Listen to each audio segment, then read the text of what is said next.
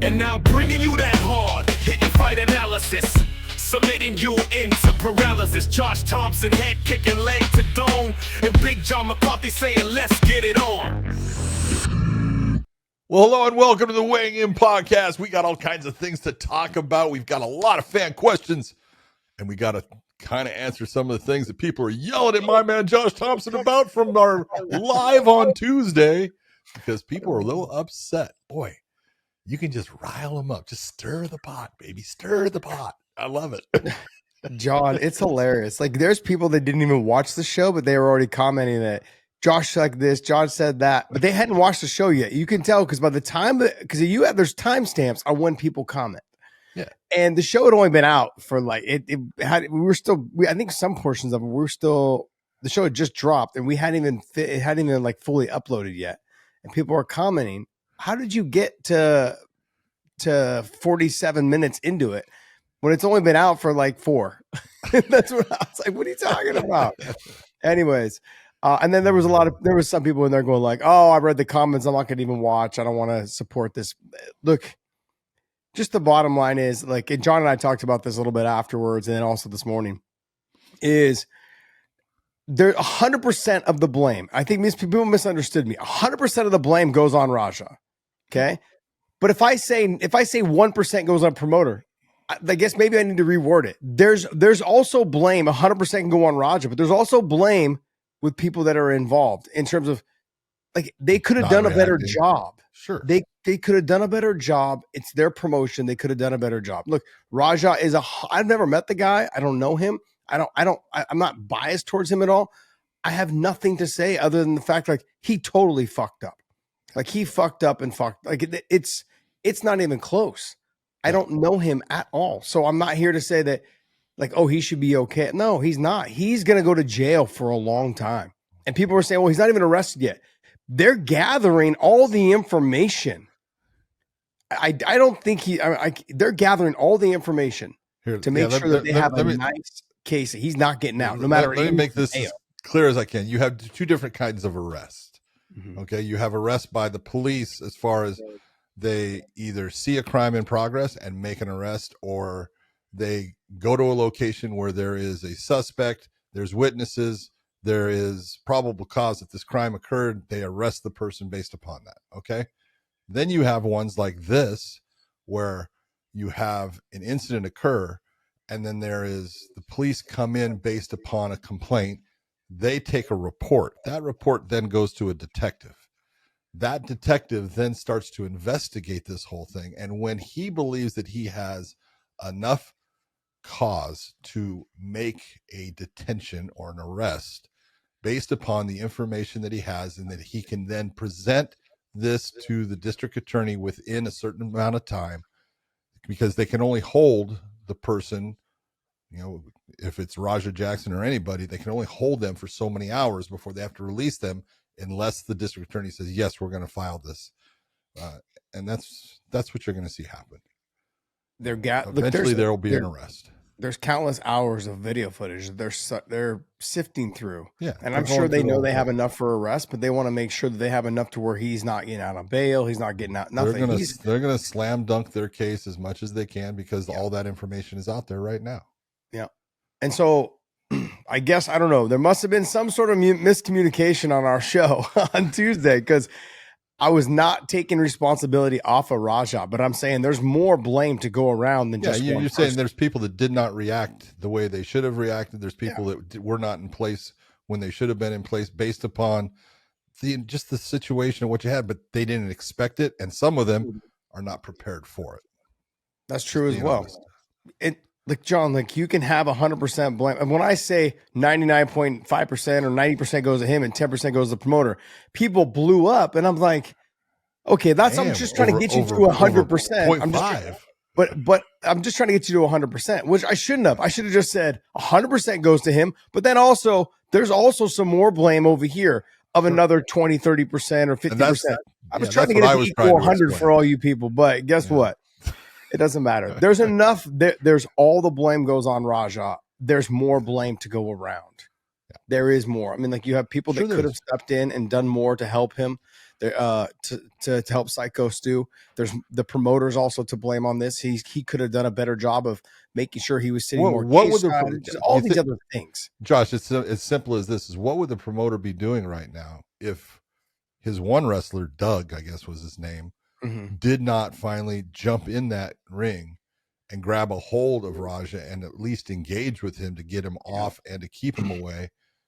He would have been possibly looking at a murder that occurred during his show in his ring based upon his putting it together. Yeah. Not good. Not good.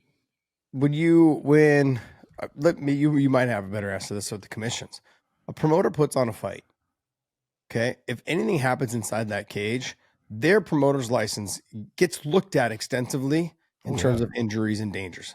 So the WWE already cut ties with this promotion, this wrestling promotion.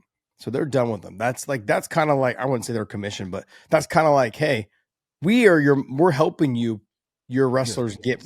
It's like the UFC saying we're cutting ties with you. That's UFC's cutting ties with LFA or whatever other promotions. Not that they are. I'm just simply saying, like, because I know people will misconstrue that as well. You said it. Yeah. It just comes down to the promoter is going to be on the hook some way in this. And he's already lost to WWE in terms of them backing him, whatever it is. They're off their platform, whatever it is. So there's that. So you know that everyone sees the promoter is somewhat to blame. That's one. Two is Raja's 100% to blame for all of his actions. You as a professional fighter, 0-1, but still a professional fighter, and has a father who has fought inside the cage, one of the best to ever do it. You should know when somebody's knocked out, and you did. You just continued on. You took it to that next level. That's right. And it's all your fault. Everyone's going through. Your dad's going through this. Your family's going through this. Your fans, all your fans are going. Everyone's going through this right now because of what you did. You fucked up. No one else is to blame but you. But there's more blame to go around. I guess that's more of the point I was trying to say. It doesn't just stop with him. Other people are going to should be in trouble for this as well. It should be. But Raja is definitely, like I said, 100% to blame on this, John.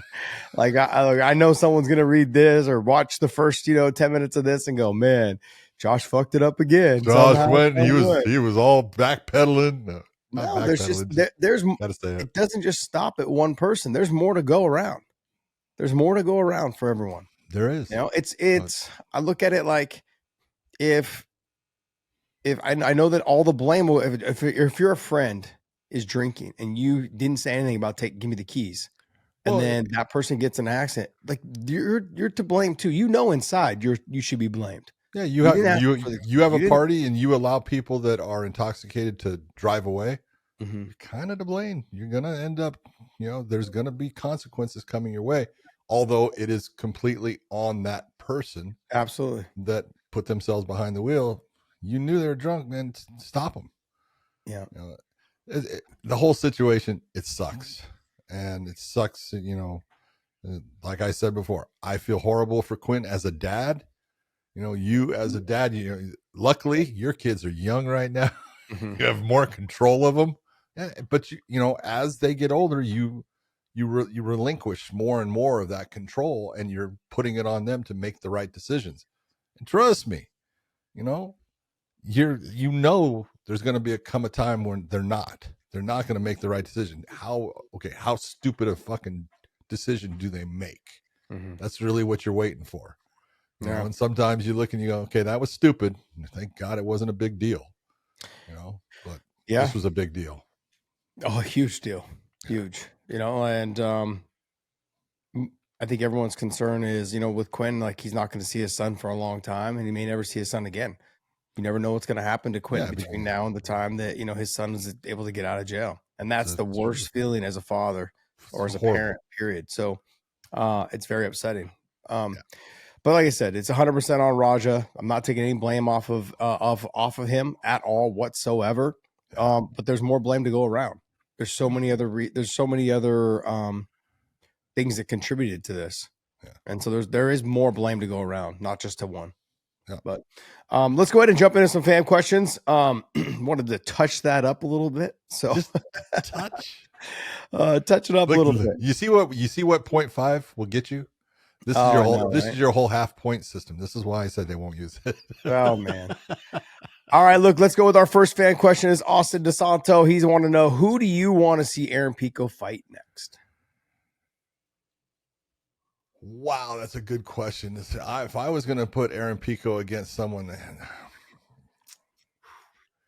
I don't even know if I would put somebody that's in the top 15.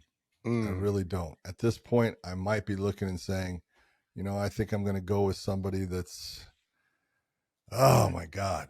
If you look at the top 15 and everything, down at the bottom is going to be someone like, I said before, I think a Giga Chikadze, I think he is right at 15. I'm not positive, but I think Giga Chikadze is right down. He would be someone that I would look towards just because stylistically it would be a good match. Now, it could be that Giga could knock him out too, but the wrestling of Aaron Pico and, the game planning of, Jackson and the people that are part of his team, I think that would actually be, if you're going to put him in the top 15, that would be one that I would look towards Giga Chikadze.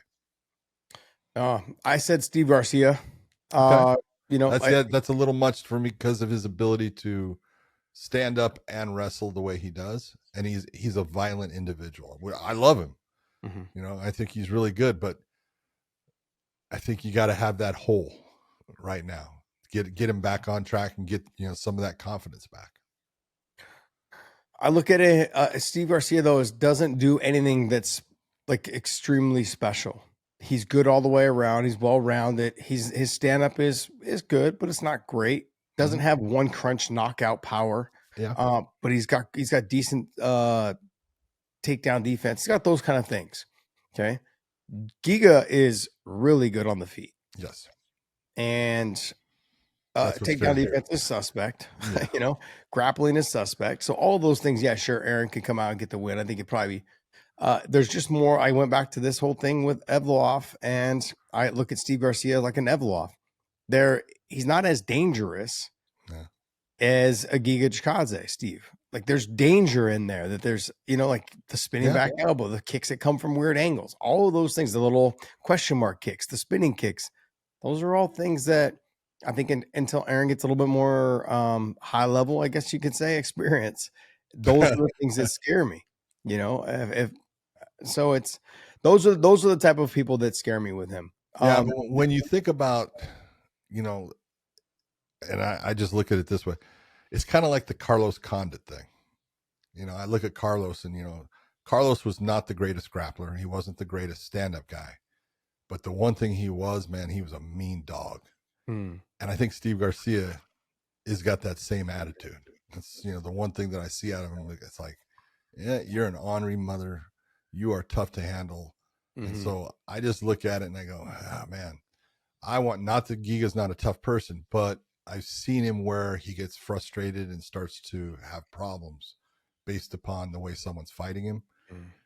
But like, look, he's going to have to fight someone, and it's going to have to be someone that is, good. It's got to be someone that you look and you go, hey, they are a quality opponent. You're not going to just be able to give him, an anybody. It's got to be someone that is a quality person, but you don't want to put him against someone at this point that is, so far in the upper, tier, like he did with, Laurent. Based on that victory, Laurent's going to get, a new, a shot at the title, which he deserves. Interesting. We've got Doodle Bob 420. His question is, if Tony were to beat Salt Poppy, would Josh be interested in that fight? I mean, yeah, possibly. Good question. Boxing. Look, I think people should understand that boxing it's a lot easier to train. It's so different. It's just a lot easier to train for. A lot of jumping rope, a lot of bag work, a lot of running, it's a lot of road work. You're literally doing most of your work running, jogging, hill sprints, stairs. It's a lot of emphasis on building your legs. Is making sure that your legs can stay underneath you. And don't get me wrong, there's a lot of upper body, movement as well. No, But you're as right. long It's all about the lower body, and when your legs are gone, you're gone as a fighter. Yeah. And so having strong legs, being able to push the pace, do those type of things, I believe so. Yeah, and I don't have to worry about wrestling and grappling and wall stuff. And you don't got to worry about jujitsu. You don't got to worry like it takes so much stress off you. And for us, when we were feeling like in the gym, when you come into the gym and you're like, I'm not feeling it today, I'll just box. Like that's what we used to say. Like, I'll just do boxing. I'll just box today. When you weren't feeling it, like that lets you know that for us boxing, sure, we weren't all like Floyd Mayweather or Canelo, or Bud, but we looked at boxing as it was fun to do. That was Like a rest day. It was a relaxation. Yeah. Yeah. And so now when you can 100% focus on the techniques of boxing, 100% focus on the techniques of moving your body offline, building your leg movement, those type of things, it becomes more fun. And I look, if he can get a win, then maybe that's a conversation we have, because I have a relationship with the Misfits Boxing, and there's been some conversations anyways with them about other fights. But ultimately, it really just comes down to the cream rises to the top and who do I want to fight.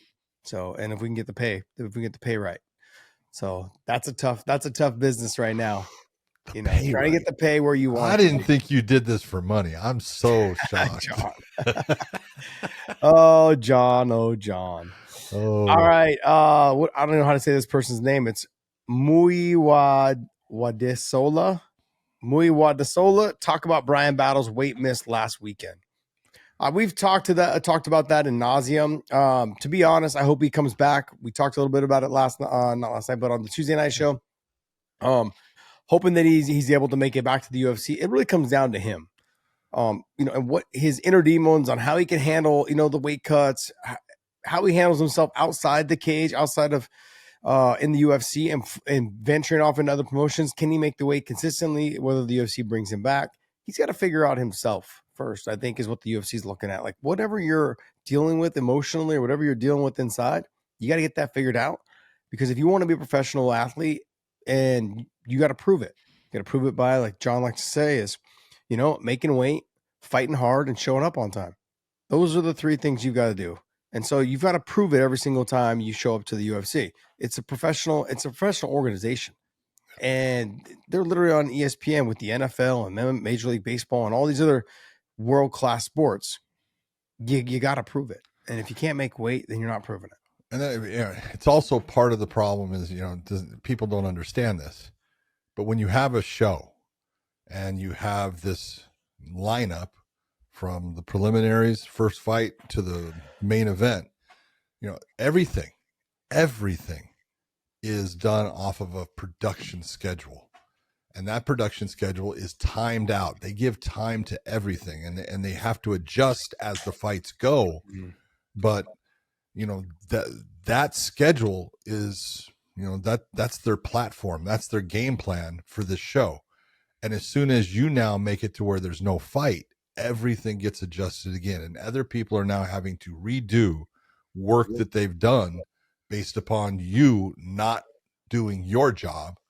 So it's a trickle effect that, people don't seem to understand how much it affects the promotion when you have a fighter that doesn't make weight and they have to actually cancel the fight.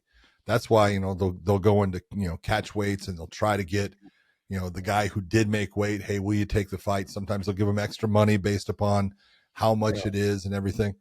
And, they're automatically going to get, they get 10%. Let's be honest. It's a 20% cut of the fighter's purse, but usually the commission takes 10%. Don't ask me why. I've always thought that is wrong. But this whole thing is wrong, John. Very much. I agree.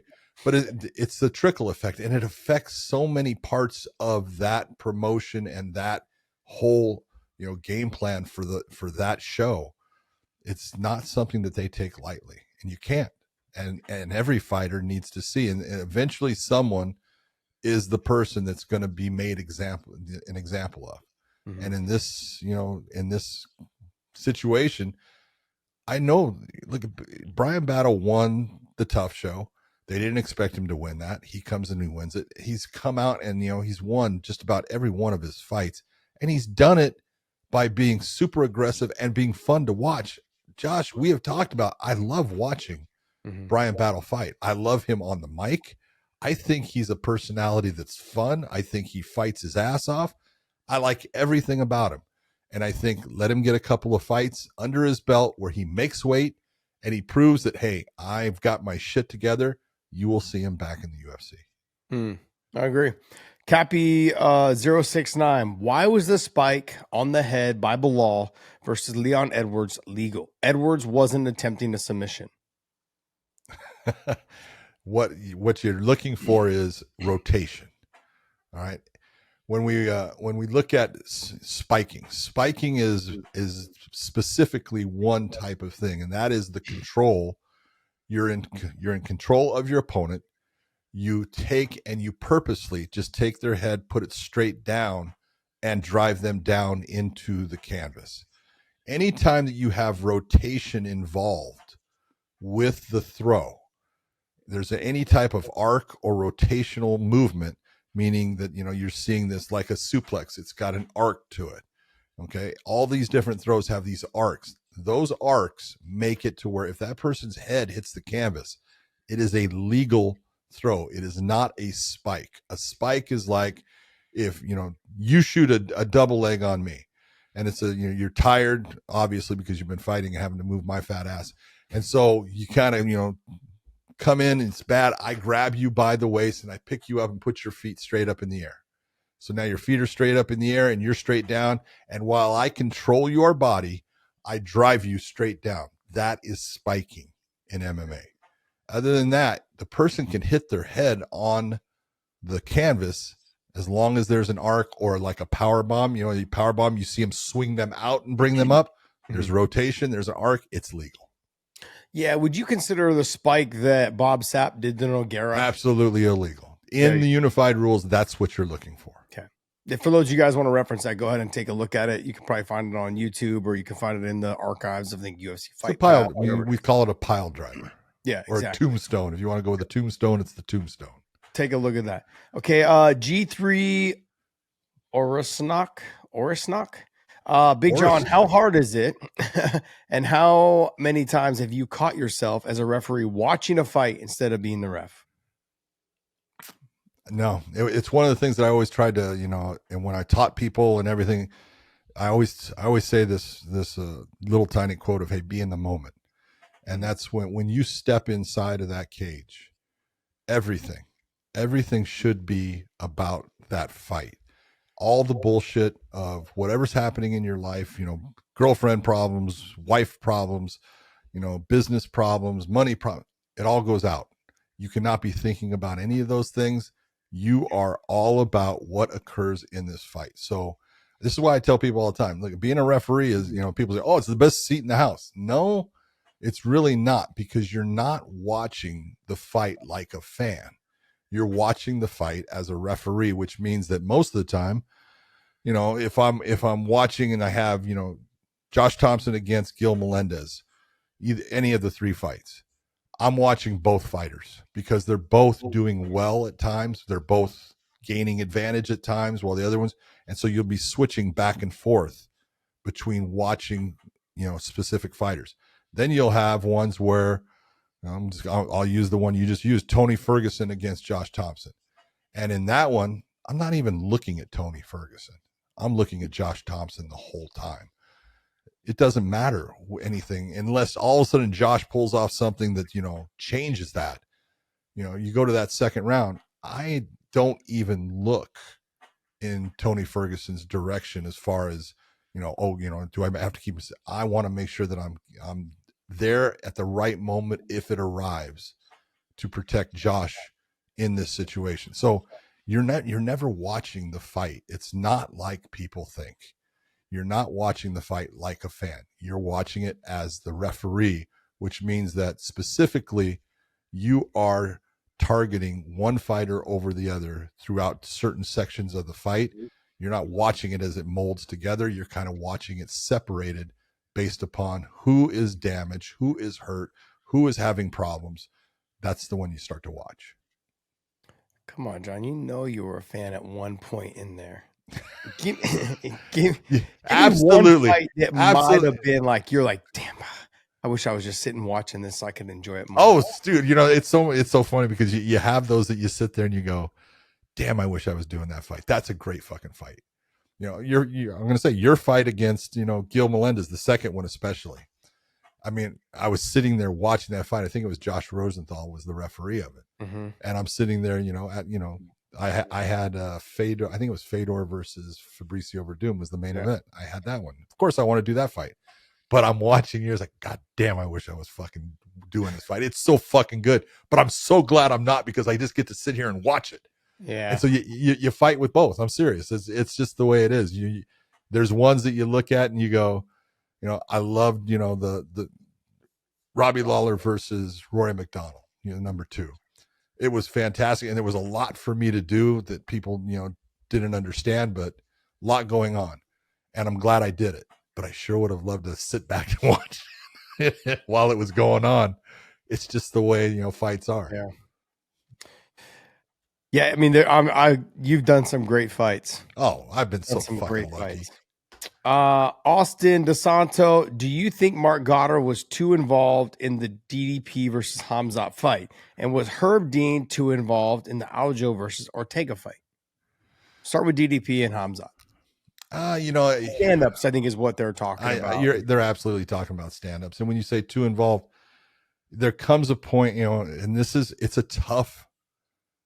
a very tough line for the referee in that you're working 2 angles. And the 2 angles are what's right with the fighters as far as what have they shown and what are they doing, and am I going to let it go on? And then what's right for the fans, because look at this is entertainment, and at times you've got to take some of that into consideration because of the promotion and what the promotion is. You know, the promoter's always going to want the most exciting fight.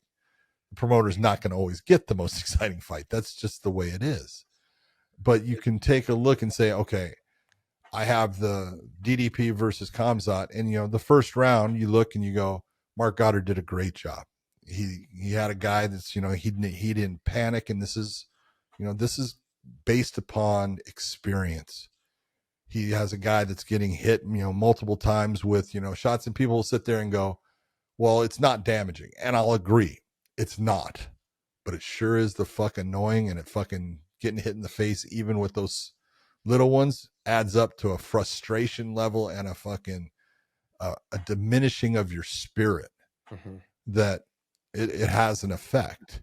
And Mark was, you know, absolutely right, letting everything go and everything. And then he sees the next, you know, iteration of the second round, and he sees the exact same fight. And then he sees the third round, and it's the exact same fight. And then look at, you know, all of the fans that are out there. What did the fans in the stands start to do? They started to boo. Yeah. You know, which is saying what? You know, we're tired of what we're seeing. And so that does play in the back of the referee's head as far as, you know, hey, okay, they're, you know, this point, that point. If I was Mark, I probably would have utilized a couple of different positions to say, stop, get up. And it would have been, as Khamzat is riding on top near the cage wall, and you see him riding on top with DDP on the ground, and he's throwing the knees to the butt. That would have been, in my estimation, those are the times that you go, okay, you've been in this position for a long time. You are not improving the position. Yeah. And from not improving the position, I'm going to get you up to get this fight, hopefully motivated into more for the people that have paid money for it. But you're always going to get people that are happy with that stand-up and people that are not. Yeah. And, you know, I always say it's best for the referee to try to be as invisible as possible. Sometimes it's not possible based upon the actions of the fighters. What about the Aljo and Brian Ortega fight? You know, I'm trying to remember what Herb. It was just, I think the thumb or the knuckle in the eye. Remember? Again, Herb did that absolutely. You know, he did it right in the fact that he saw the punch and he called it as a punch, and it was a punch. Yes, you know, look at you, and it's people. What was his knuckle? You know, all of this, Josh. Every one of these is open to hit someone in the eye. You know, Tito Ortiz against Chuck Liddell, the first fight, Tito said, you know, oh, he poked me in the eye. And it's like, no, he did not. That was a punch. And I could see it. I saw it clearly when, his hands were not extended, but the knuckle goes into the eye socket and it feels to the fighter, I got poked. I totally understand it. But once we say, nope, that was a punch, fight on, you've got to, control your emotions and understand, hey, he's not stopping this. Even if you think the referee's wrong, you got to go with it. And Herb saw it. He said it. The big problem for Herb was Aljo being a sportsman, being a good person. He stopped based upon the actions or reactions of Brian Ortega. So then Herb went to, okay, I'm going to verify that I saw that right. He went to what we call the RO, the replay official, who is sitting there with a videotape that he can just pop it back and look at that moment real quick. That person sees it. He says, no, that was a punch. Herb goes, that was a punch. And he puts him back. It was actually on Aljo. If Aljo had continued forward and gone after Brian, Herb would not have stopped it. He would have fucking let him go. It was that Aljo stopped and kind of backed off that made Herb come in. Got it. Not a bad action by Herb at all. No. Boogie Boss, can you explain why changing the intro and who is responsible for this new intro? I don't want to throw anybody under, but it was Podcast Dave. Podcast Dave. Look, we wanted to give it a try. I kind of like it. It's growing on me, it's funny because I got half the people really like it and half the people really hate it. Like, what are you going to do? There's really no middle ground. No, there's not. No, you know what it is? I've read several of the comments where people just look at the old one as being like more iconic because that's what we kind of started with, and just MCW's voice, the announcer, kind of fits what we do. Yeah. This was just a different, just a different take on it. I think, who knows? We may one day go back to the old one, the old iconic one, and you guys will all be surprised, and most of you guys will all be happy. But for right now, we're riding with this one. There you go. Let's see what else it says. Ethan Bradshaw. Think about it. Maybe we'll get Bruce Buffer to do us a new one. Yeah, something different. Yeah, there you go. Love MCW though. Yeah. Ethan Bradshaw, 4145. Who does Dan Hooker fight when he returns to the octagon? Good question. Good question. A guy named Arman Sarukian. Oh, John. I'm just being honest. I really see that fight occurring. You don't think Arman's fighting for the title next? I don't. I'm going to be, Ilya Topuria has, done a couple of, I think that, that's the hardest fight for Ilya. Mm-hmm. I really do. But I think that, the UFC is setting this up to where they would like to have Ilya versus Islam if Islam can get past JDM. You take a look, that's a big money fight. That's in my opinion, it's getting close. I'm not saying it's going to match it, but it's getting close to a Conor versus Khabib. You've got a lot of, variety to it. You got these guys that come from different areas, but kind of this, racially same kind of background where, Ilya's actually comes from, Georgia. That's close to Dagestan. Same thing with the wrestling. I just think that they're looking at that. If I can have an undefeated Ilya Topuria taking on Islam Makhachev at 170 pounds, I can sell the hell out of that. And that's kind of what they're looking for. So I think if there's one person to spoil that, it's Arman Sarukian. Yeah, I saw some comments from Khabib basically saying that he doesn't think Ilya gets past Arman. Really? Because stylistically, it's just a really bad matchup for him. A hard one. Arman can push hard for 5 rounds. Arman can wrestle better than anyone Ilya's fought. He's got power in the hands. Ilya's composed, stays relaxed, got great boxing. He's got good wrestling as well. I don't think it's Arman's level of wrestling. Probably not. Physical size wise, I give it to Arman. The power in the hands, probably Ilya. Oh, yeah. For the stature of it all, but Arman can pop as well. Yeah, but Ilya throws much tighter. Yeah, absolutely. And cleaner shots. So you got to give the stand up to Ilya. But that grind in the wrestling, that will start to wear in the arms. That'll start to take the power away a little bit, or at least the explosiveness that's going to get it there. And And how many rounds can Armand take him down and hold him down to frustrate him and get him out of his game, his normal relaxed game? Yeah. I don't think they're gonna. I would like to see Armand fight next. I don't think they're gonna do it. See? I don't think they're gonna do it. That's why I said Dan Hooker. But see, like for me, I feel like the fight for him for Dan Armand? Hooker. Oh, okay. No, for Dan Hooker. Either Paddy Pimblett, because the two of them in their mouths, that's a real step up in competition. It's not a bad one. Yeah, that could main event a fight night. That could main event something, right? Yeah. And I think you've got to get them main events. Those two guys are knocking on the door right now to potentially fighting for a title. I also think that that's a winnable fight for Paddy, and it's also a winnable fight for Dan.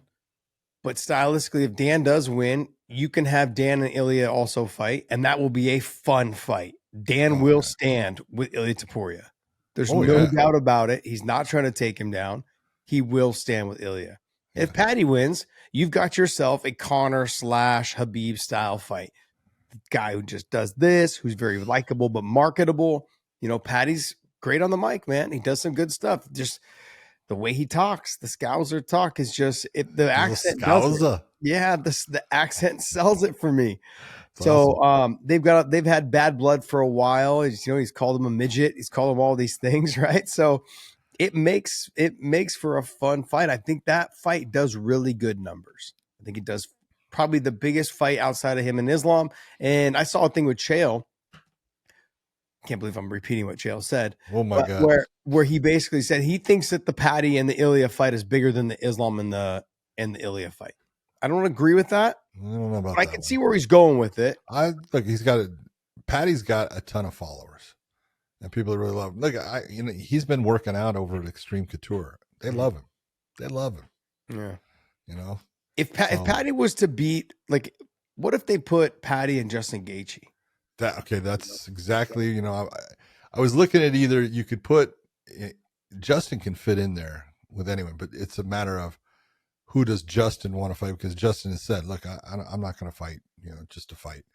I want title. I want a title shot. Well, does he deserve it? Yes and no. Okay. Based upon his career, he absolutely does. Mm-hmm. Absolutely does. Based upon his last couple performances, probably not.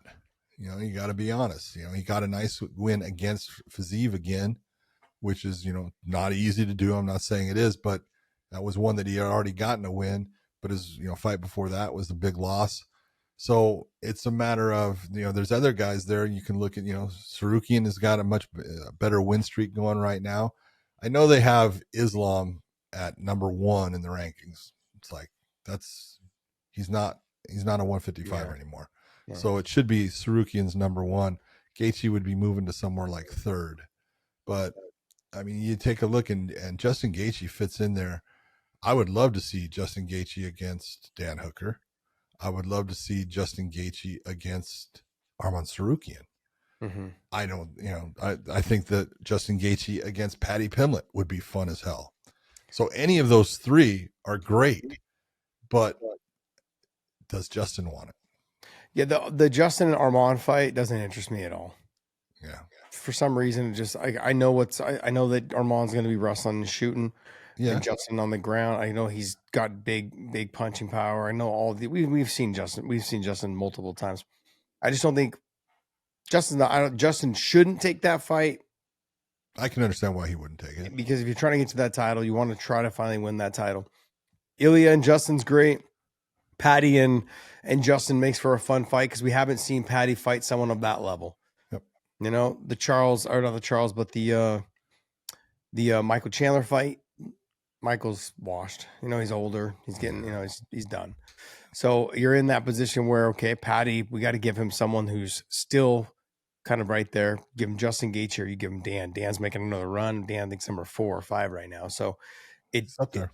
That would be a fun fight. These two guys and their accents and the way they talk shit would be absolutely fucking hilarious. Hilarious. Paddy and Justin, great fight. Love to see that fight as well.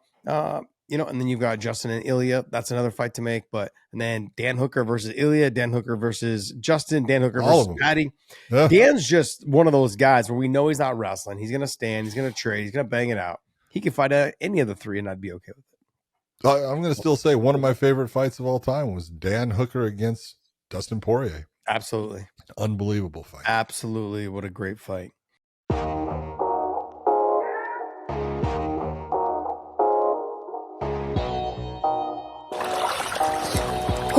I got some good news, ladies and gentlemen. Our podcast, Weighing In, was the first podcast to ever partner with OnlyFans. Bringing you guys the best content we possibly can in the combat sports industry. We are making some leeway on bringing sports to the OnlyFans platform, where top-tier, world-class athletes can connect with their fans. We're talking about combat sports athletes like Demetrius Mighty Mouse Johnson, Chris Cyborg, Luke Rockhold, AJ McKee. You've also got pro surfers like Billy Kemper.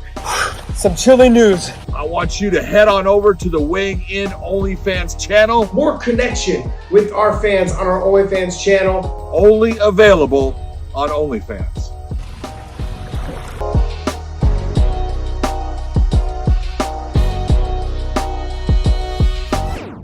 Okay, let me see. This says Sparkle Plug Doug 13.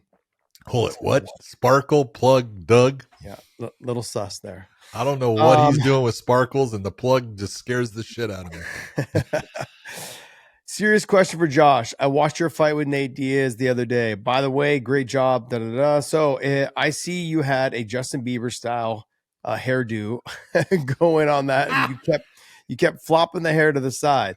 Was that a distraction at all versus having short hair, you having to mess with during the fight? Or was that something you were used to? Like I had the hairstyle for a while. Let me answer this for him. Go ahead. Mr. Plug. I don't know if you know who my man Josh Thompson is, but vanity is part of the whole thing. And when it comes to having the right hairstyle, it doesn't matter if it's going to be good for fighting or not. What are the people out there, specifically the female type, going to think of this hairstyle if I fucking change it? No, we're staying with it. Absolutely. Absolutely, John. There you go. John hit the nail on the head. Boom. I had trained with that hairstyle for, I don't know, probably over about a year. And it didn't bother me. Like what it was, actually, I kind of used it, just to be honest. I kind of used it as a way to keep my hands at my face, because I'd push my hair to the side and I keep my hands up that way. Push my hair to the side, if you saw me, if you watched the fight, I continuously kept doing this, but it was more just to push to the side. And then if you notice, my hands stayed up right after that. So I looked at it as like a check hand position type thing. Yeah. I've just gotten used to it. And then shortly after I cut it, I was like, all right, I'm done with this. I had so much for the bangs. Well, I had the kids in my jiu-jitsu class came in the next couple of days. When I came in to teach at my gym, I had come in and it was just hilarious. It was just hilarious. They were like making fun of me. They're like, yeah, coach was doing this. Boom, head kick. It was just funny how they were trying to mimic it and just have fun with it. And like a couple of weeks later, I cut it. but yeah. All right. Uncassend. Predict which current belt holders will lose next. Maybe try to guess the next three to lose the belt. All right. Who's going to lose the belt? I think JDM's going to lose the belt. I'm not saying it's going to be to Islam, but I think he's going to lose it probably by the end. But within a year's period, yeah, I think he will lose it. I go with Volkanovski. Volk. You think he's going to? Okay, so Volk, JDM. Mm-hmm. Give me one more. Oh my God! If I was gonna choose, that's a rough one. But Valentina Shevchenko. I could see that. I just wish there was more than just Lee. And that's only because, like, age-wise and everything, things are starting to slow down a little bit. Not that she's not, a great fighter, and I also think that Weili's style is going to cause her some problems. I think Ankalaev. That could be too. Could be. Yeah. I'm being honest. I think that Lerone Murphy is going to be a very difficult fight for Volkanovski. Mm. And just based upon, again, everything happens based upon timing and when the fight occurs. If this fight, if Lerone Murphy was going to fight the Volkanovski of, let's say, 3 years ago, I'd definitely take Volkanovski. Mm. But time and damage and everything, tends to have effects on the way a fighter can fight. So I look at that one and I go, it's going to be a tough fight for him to win. I look at JDM, and I'm being honest when I say he's facing a guy that is tailor-made to cause him problems in a fight. It's because Islam doesn't go after double leg takedowns. That's not his norm. He doesn't go after, running the pipe on a single leg. He goes after a body lock position, foot sweeps, and that's very difficult to stop if you're not used to it. And sometimes just positionally, it's, you get twisted and all of a sudden you're going down based upon him understanding where, that foot sweeps at. So that's going to be a hard fight for JDM. Not that he can't win it. He can definitely win it on his feet. He's not going to win it on the ground. So there's the two. And then I look at, Wei Li, her physically, she's every bit as physical and strong as Valentina. She's much faster now. Valentina has lost some of the speed, and that's going to be a telltale sign of how does she slow down what Wei Li does when she's not as fast, because she's become comfortable with being the faster fighter in a lot of her fights. I'm not fully sold on the Wei Li Shevchenko thing just because of the physical size. Yeah. But I'm going to throw a little thing in there just because I know it's going to piss everyone off. I'm going to say that he's going to lose to Umar. Umar's going to get a win. I think within this year, they'll do the rematch on that fight. Because Merab's got a fight coming up. Who does? Merab. No, I understand, but I'm saying Umar. Umar is going to beat Merab, I think, by the end of the year. In a rematch, you're saying? Yeah, in a rematch. Okay. Yep. I think that, because Umar's got a match coming up as well. He's got to get through a fight. Yeah, he's got to get through a fight. I think Merab will have one more title defense, but I think they'll end up pushing that fight, because if you go back and you watch the fight, no one's had the success that Umar had against him in terms of the first 2 rounds. And the third round, he had a broken hand. And a broken hand. So there's a lot of things to consider. I think the UFC is going to understand that. And Umar being who Umar is, that helps drive that narrative as well. So I think if you were to say who contested Merab the most, it would be Umar. Yeah, so it's not even close. So getting him back to the title, I think after one title defense, I think will make sense. Unless something else pops up, but I could see that. I think Umar beats Merab. The Shevchenko one, I agree with you on everything you said about her slowing down, her having to deal with just the actual physical side, because Wei Li's not a big person. No, and that size could be used to her advantage. And the way that Valentina has been, she's fighting a lot like Alexander Volkanovski, or not Volkanovski, Arlovsky. Yeah. So she's been fighting a lot more like him. Let me wrestle you. Let me control you. Let me take you down. And that style, I think that'd be horrible for Wei Li. Well, yeah, you're right. And it's also, when you take a look at Merab, it's a good person to point out. His, weight class is full of fucking killers, and he's got a killer that he's facing, coming up, and people sit there and say what they want. I don't think Corey gets the credit for how good he actually is. Yeah, he's freaking phenomenal. You have Corey Sandhagen, you got Lerone Murphy probably next. You've got guys that are snipers on the feet, and then there's just, Merab's got murderer's row. Right. And not that he can't beat all of them. There's ways to beat all of them. Merab, I think, Umar poses the biggest threat because he can wrestle better than all the other ones. Yeah. So let's see. Let's go right here. Let's go. Do you believe, who's this? John Doe 8751. Do you believe the PFL is regretting the Francis Ngannou contract or the acquisition of Bellator? Yes and no. I'm not going to say that I think they handled the acquisition of Bellator correctly. Mistakes are made, and I think that they tried to go too big with this whole 2 promotion thing when they had enough problems dealing with 1 promotion. But I think the actual, you take a look at the fighters that are winning and doing well there, a lot of them are Bellator guys, so they're glad to have them. It's helped their roster. They had an incredibly small roster. They had 70 or 80 fighters. Yeah, I'll say, it used to be that, I was talking with certain people that used to be not in charge of Bellator, but big up in the Viacom, which is what, and had, a lot of conversations with them where they were sitting there talking about, well, what about, this person, what about this promotion? And I was like, look, I'm going to be honest with the PFL. They have a couple of good fighters. And this was back then, I go, but if I was going to take a look at the entire PFL, roster, I may take 6 to 7 of the fighters. That's it. I go, because you can take a look at, what is there. And at that time, Kayla Harrison was still there. And you had, she would be one that I would have taken. What's that? Yeah, you had guys like Shane Burgos just came on. So Shane Burgos, exactly. You had Brendan Loughnane. Would have taken Brendan. He was another one. I would have taken Movlid, Kabalayev.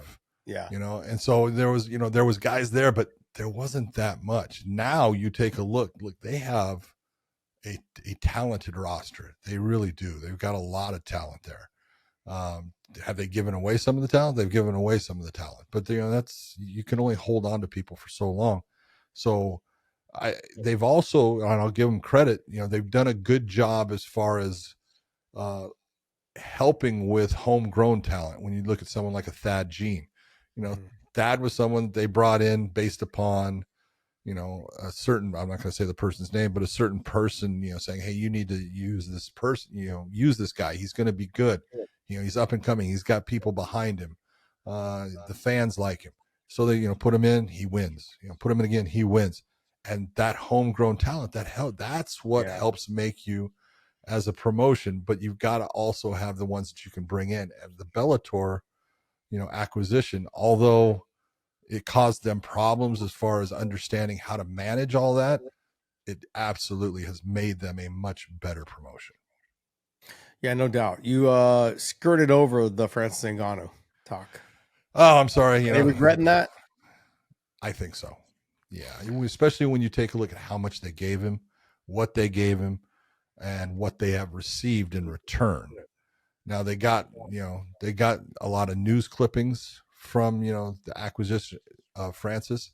And this is nothing against Francis as a person.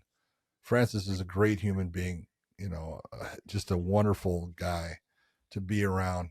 And he's a hell of a fighter. And he's the one fighter that you can look that's, out there in the heavyweight division that you could say, he could beat Tom Aspinall. If he lands, he's got the strength, he's got the power. He could cause Tom Aspinall to make a mistake and boom, capitalize on it.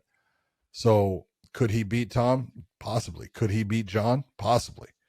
If, Jones is coming back. But you look and you go, what has he done for your promotion? And for the most part, it's only been about clicks. He's been in the news based upon doing things outside of the PFL. He's had one fight there. What the hell was his last? Yeah, I know that, but I'm saying, but what was his last fight in the UFC? Was against Gone, right? How long ago was that? Oh no, yeah, it was against Gone. How long ago was that? That was back in the COVID days. So you're looking, you're going, man, he's just not fighting. He's doing the boxing thing. He wants to box. That's great, but that's doing nothing for the PFL. He's 40 years old, isn't he? And he's getting up at it. I think he's 38 now. So you look and you go, has he really been a payoff for the PFL compared to what he's cost them? I don't see the return on the investment. He's been through a lot from what I understand. Yeah, he's been through a lot as of recently as well. So we had done a clip basically talking about how, are they regretting the signing or did the UFC dodge a bullet? I think if you guys haven't seen that clip, go ahead. We're talking extensively about, he hasn't been as active. He didn't show up to UFC or to UFC PFL Africa, all these things. But I never took into consideration that maybe the PFL doesn't want him to fight. Maybe they don't have the funding, John. Maybe Well, they let's just check want to the- use his name and just they don't have the funding to pay him. Because remember, he wants what, $4 million a fight or something like that, and then his opponents. Oh get $2 million. no, it's more than that. Okay, well, so he gets more money per fight, but Mhm. then he also wants his opponents to get $2 million. So maybe they don't want him to fight. Maybe they're like, no, let's just keep you, being an ambassador for our organization. Okay. And I never thought about that. Like, why do we want to pay you just, 10 million or whatever it is, plus the other 2 million for, maybe they don't want that. Yeah. Maybe they just want to use his face, his name, his like, his image, all that stuff to help promote their organization. That might be also as well, but I think that's why they're probably, when Don had spoke up, I was upset that he wasn't there at the PFL Africa. I don't blame him. Yeah, and then Francis was mad because the young African stars were on the undercard. That's how you build stars. That's where you have to let, and not that Don knows anything about being a promoter, but some of the people that work underneath him, they absolutely do. Mike Kogan does. There's the new TV guy that's brought on. I can't remember his name. But they know what it's like to promote not just fighting, but organizations and networks. So I think that's also to be taken into consideration. Is you have to also look, as the PFL is a promotion, 2025 has been their best year as far as the fights that they have put out and people could watch. They've had some extraordinary fights, really good matchups. You take a look, nothing can be perfect, but they've really done a good job with it. And now they need to build upon it. That's the question you gotta say is, okay, how do they build upon it? And how do they move this forward instead of taking that step back? True. You just got to have him show up to events. Like, you don't need to fight him. You don't really have anyone for him to fight. That's how many times I've said, look, if I was the PFL, I would get rid of the heavyweight division. For the most part, there's just not enough talent out there for, to have these heavyweights going at it that you look and you go, they have some good heavyweights. I'm not saying they don't, but it's very difficult for the UFC to have a heavyweight division because you got Tom Aspinall, and then you got without John Jones, you got a significant drop. He's fighting Cyril Gane. How excited are you for that fight? Yeah. Not at all. I look at that and I go, what has Cyril Gane done lately? What's his record lately? His last fight was John Jones, right? No, I think he had one since then, didn't he? I want to say he's had one since then. No? I don't think so. Wow. Maybe if he did. Not, I can't remember who he fought. I'll tell you, that's you got Volkov who's making a little run again. You've got Gelton Almeida, who's undefeated. Okay. What do you mean? Probably your most. Did you say who's undefeated? Oh, so he's not undefeated. He has a loss. He was undefeated before though, right? He has just that one loss, I believe. Yeah. Gotcha. He lost to Curtis. Yes. But that's a fight to have right there. Like, Gelton's making another run at the top. You have Curtis there. You've got Volkov making another run. You've got Pavlovich who just won. Like there are fighters there. Well, and you could sit there and say that about Cyril Gane as far as he lost to Jones.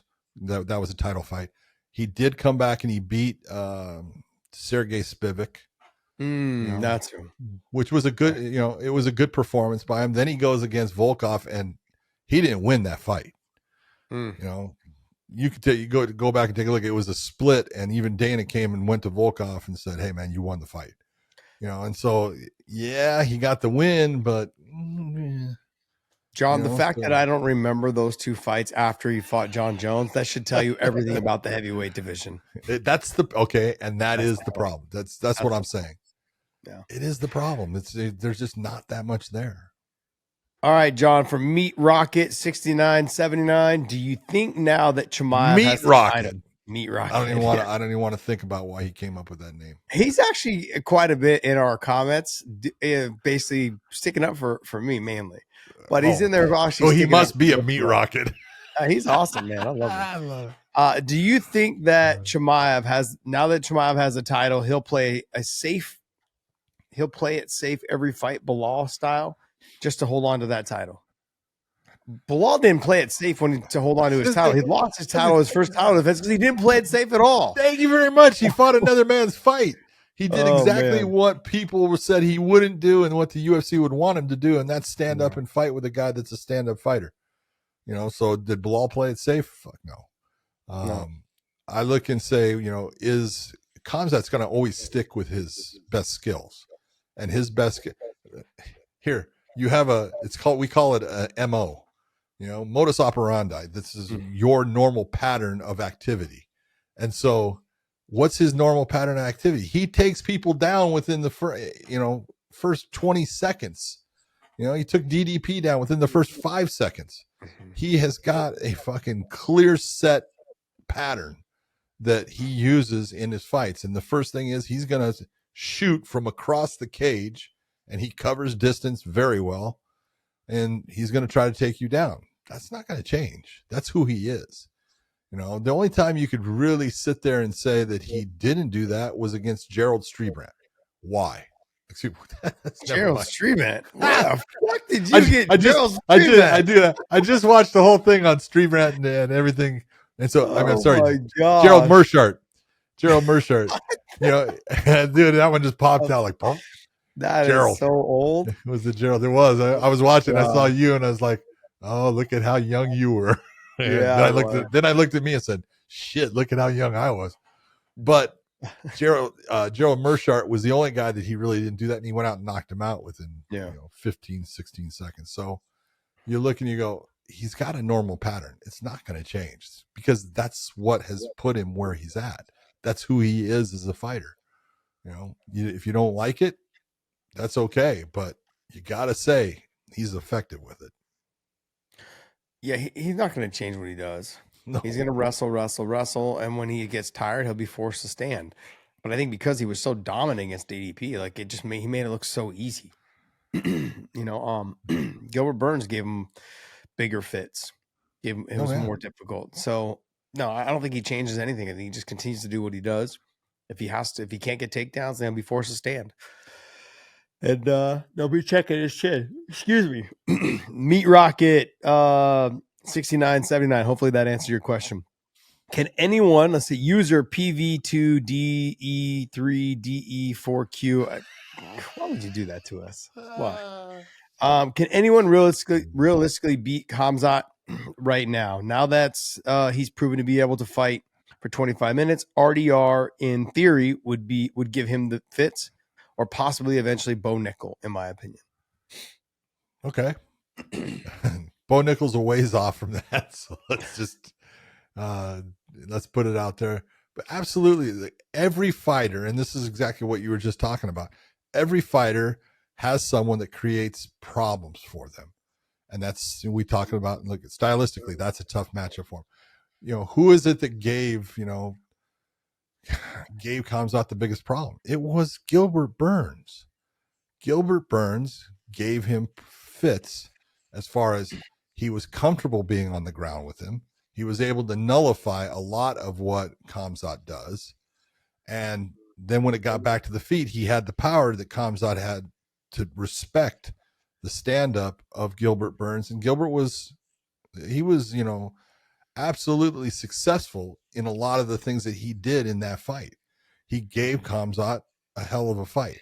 So are there people out there in the 185-pound weight class that can do that? Yeah, now there are. And, you know, the two guys that are going to face off here, Kai Bahalo against Imavov, that both of those guys can give him problems. Because first off, Imavov can wrestle and wrestle well. His stand-up is super clean.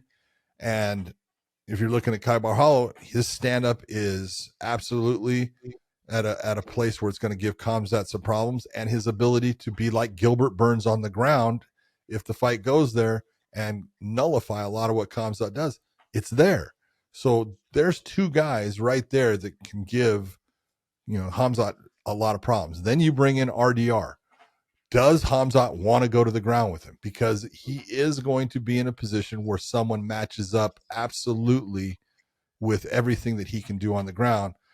RDR matches up and sometimes eclipses what Hamzat can do on the ground. So he's the dangerous person on the ground. Do I want to be on the ground with him? Maybe that alters that fight. Then you can take a look at guys like Anthony Hernandez.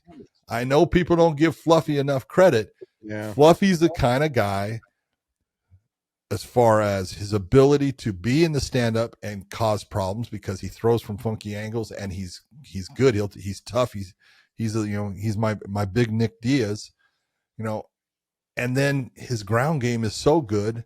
He can be on the ground with Hamzat, and his gas tank is so large that if he just nullifies like he did against Adolfo Vieira and nullifies him for a while, and gets Hamzat in a place where he's had to work so hard, and now he's not as effective with the takedowns, and now Anthony Hernandez starts to light him up. I think Anthony Hernandez has a good shot of being competitive with Hamzat. A lot of people are going to say I'm wrong. I think he does. He's just that guy. I agree. I absolutely agree. Anthony Hernandez has a good shot. RDR, I'm not fully convinced on. As much as I like him, I think he's talented. He'll give him some troubles, but what I saw in the Whitaker fight was that he was able to stand over RDR and land shots from the ground and pound position. So if RDR, or if Hamzat decides just to kind of like stay back and kind of put pressure over the feet and try to land shots, I mean, Hamzat's going to be able to potentially do a lot of damage from that top position. Doesn't have to go into his guard. He can just stay from the top position and work from that butterfly or from outside, big shots, like almost like how Fedor used to do it. Yeah.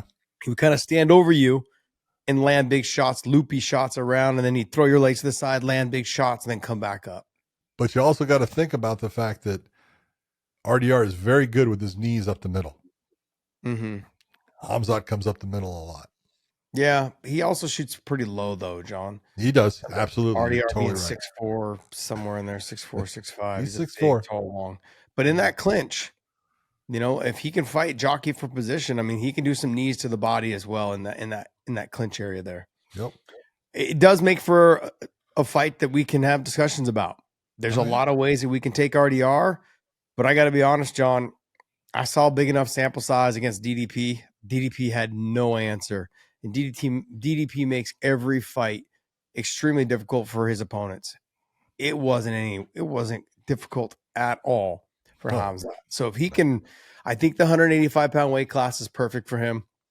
We saw that there's no cardio issues. It was just really kind of seemed like the weight cut. And then now all the rest of these guys, they all got their hands full. Doesn't mean Chimaev can't be beat, but they all got their hands full. Anyone can be beat. Rob M80, hi fellas. In hindsight, was Chimaev missing weight against Nate Diaz a blessing in disguise? Nate would have got ragdolled badly.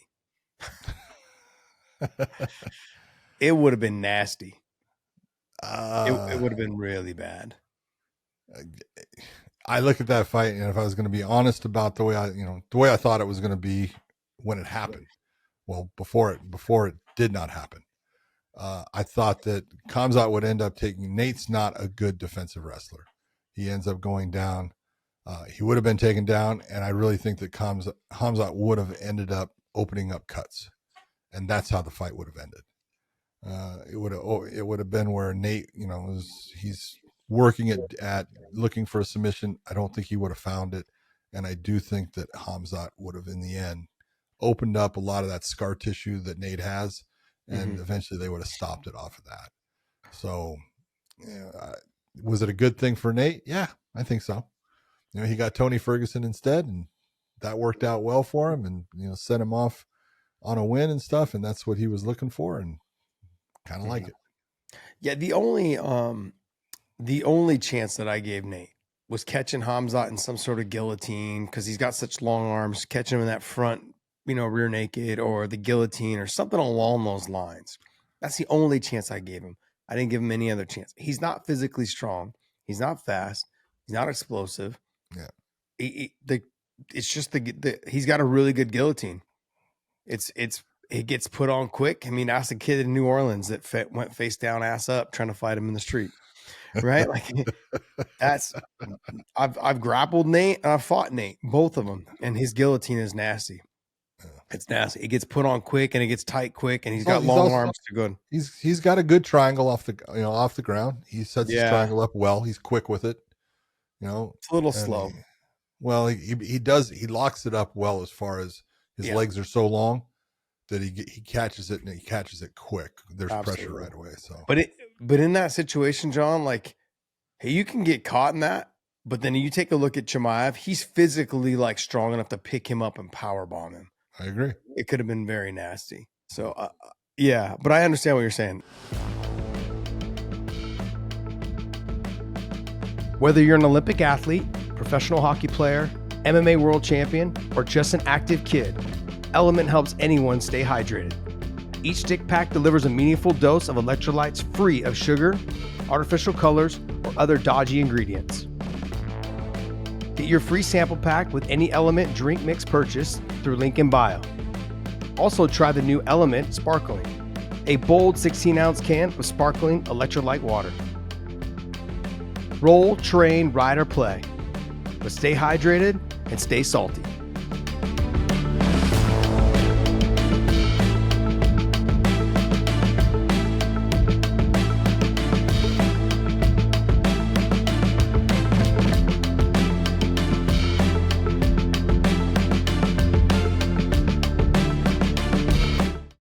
Okay, John Johnson, we're gonna head over to Instagram too and hit up some. That's it for the ones that were on our YouTube.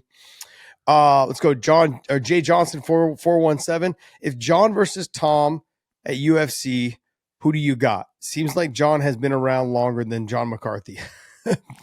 best ref ever, by the way. Who do you got in the Tom and John Jones fight?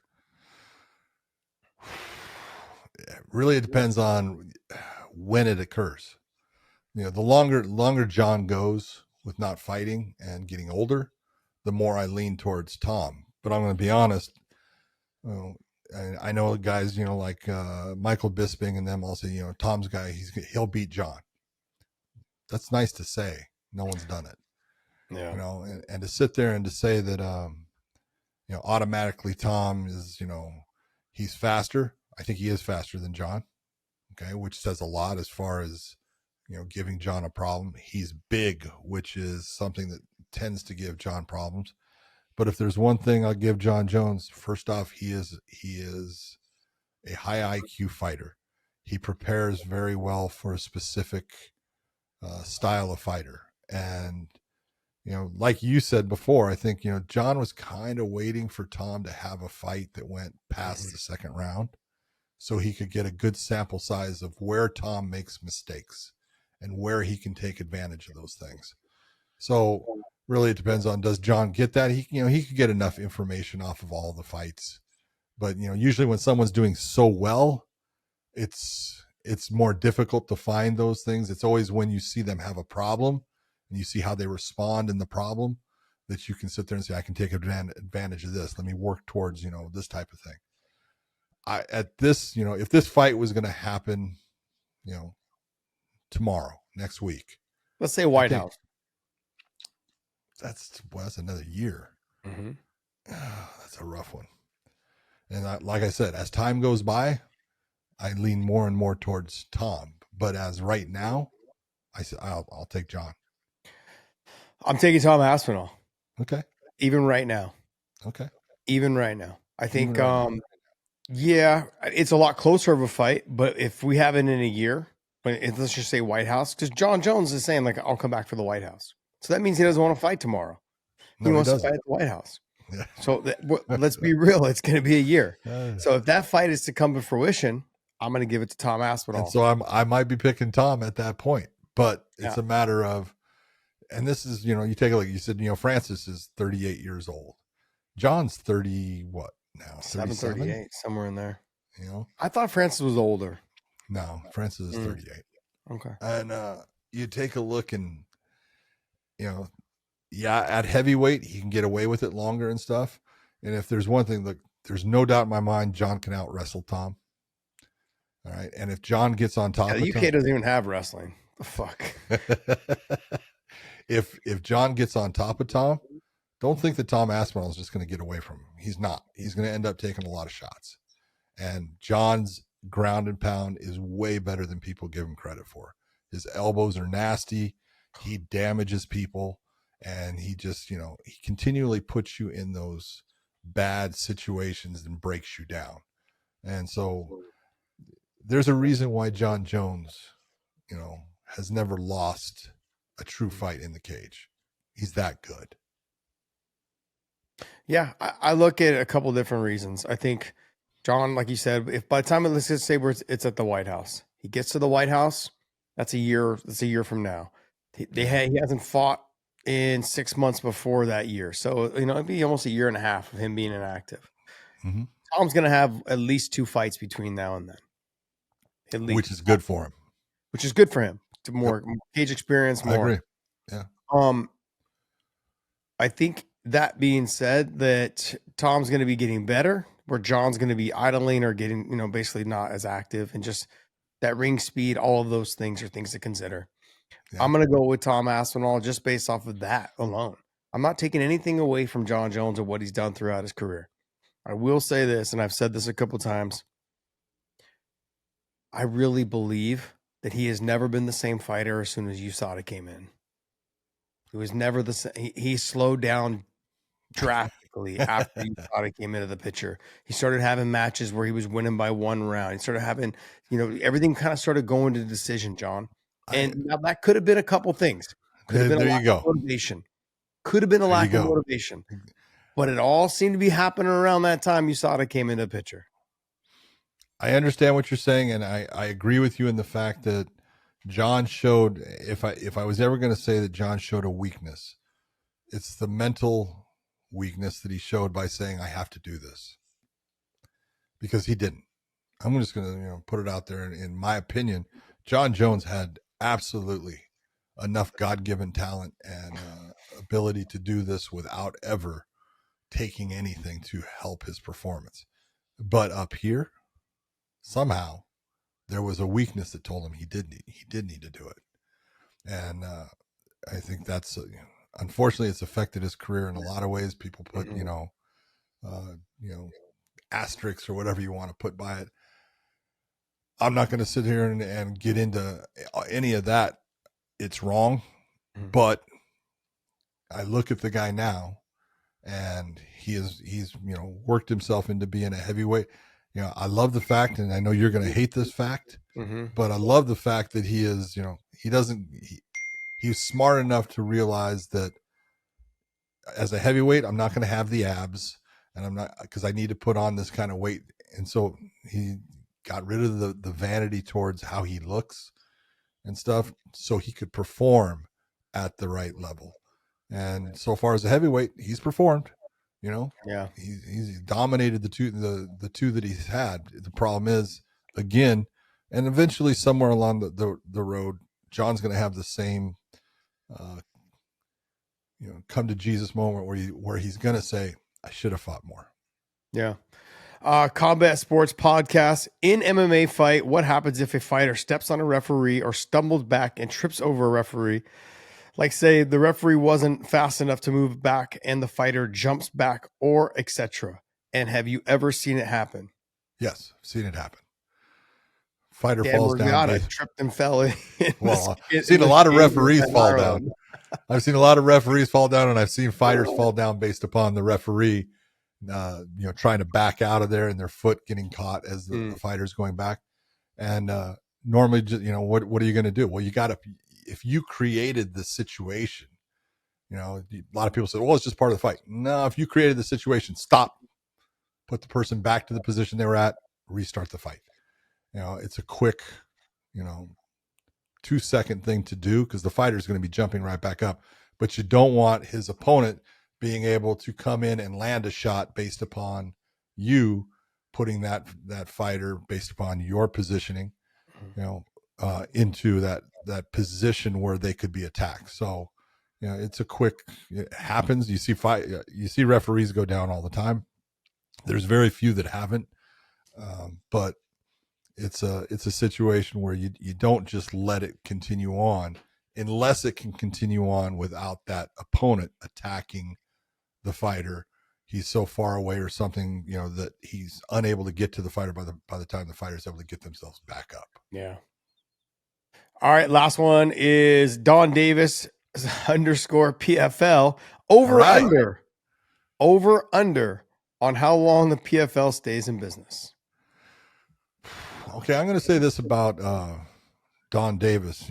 People can sit there and say what they want as far as he doesn't know the fight game and all that stuff. Look, no one knows the fight game until they're in it and really starting to understand how difficult it is to be the person in charge of a promotion and all the things that come with it. And yeah, he doesn't understand the fighting aspect.